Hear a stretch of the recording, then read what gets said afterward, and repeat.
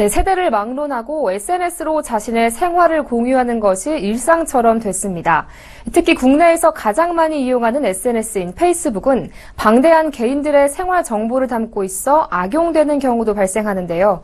하지만 P2P와 크라우드 펀딩 같은 핀테크 업체들은 이 페이스북을 훌륭한 조력자로서 신용평가와 홍보에 활용하고 있다고 합니다. 김성훈 기자가 취재했습니다. P2P 금융업체 렌딧에 대출을 신청한 A씨는 신용평가 결과 다른 모든 금융기록에는 문제가 없었지만 소득 대비 부채 수준이 다소 높았습니다. 대출 여부를 놓고 고민하던 렌딧은 A씨의 페이스북 데이터를 분석했고 A씨가 사회초년생으로서 계약직에서 정직원이 된 지 오래되지 않아 소득이 적게 신고됐고 부모님의 갑작스런 병환으로 고금리 카드론 등을 사용한 것이 부채의 원인임을 확인했습니다. 렌딧에서는 A씨의 현 상황을 신용평가에 추가 반영해 대출을 승인했고 A씨는 대출 이자를 100만 원 가까이 줄일 수 있었습니다. 이자율도 10%포인트 낮아졌습니다. 고소득 전문직 종사자였지만 최근 벤처기업으로 이직하면서 증빙소득이 하락하고 기존 부채도 있어 대출 한도가 부족했던 B씨도 SNS 데이터 분석을 통해 대출 승인을 받을 수 있었습니다. 기존 회사에서 좋은 실적을 냈다는 점과 부인 역시 전문직 종사자라는 점이 반영돼 상환여력 점수가 높아졌기 때문입니다. 이자율은 9%포인트 낮아졌고 115만 원의 이자를 아낄 수 있었습니다. A씨와 B씨 모두 현재 연체 없이 안정적으로 대출 상환 중입니다.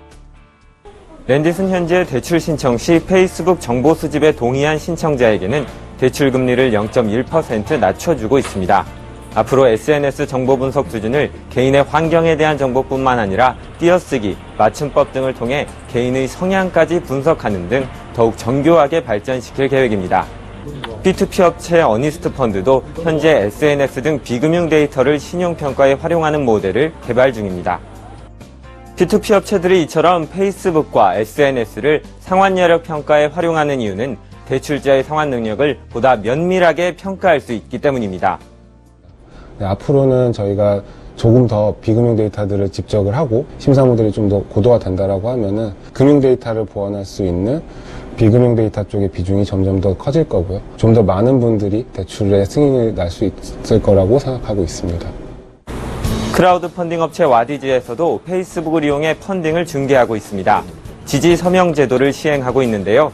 와디즈 홈페이지에서 증권형 크라우드 펀딩이 진행될 때 자신이 투자하고 싶은 업체 페이지에 들어가 지지 서명을 클릭하면 1인당 한 번 개인 페이스북의 업체 정보와 펀딩 내용이 공유됩니다.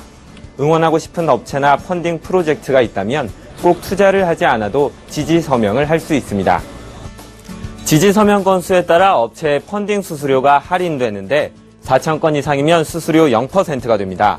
지지 서명 건수로 업체의 가능성도 판단하고 페이스북 공유로 추가 비용 없이 마케팅도 할 수 있는 일석이조의 제도입니다. 고려대학교 앞 명물이었던 영철버거도 사업 재개를 위한 펀딩 당시 900건의 지지 서명을 받아 수수료 4%를 할인받았습니다. 개인들의 힘으로 대출과 펀딩을 하는 핀테크 업체들이 그 뿌리라 할 수 있는 SNS를 적극 활용해 정교한 금융 서비스를 발전시켜가고 있습니다. 서울경제TV 김성훈입니다.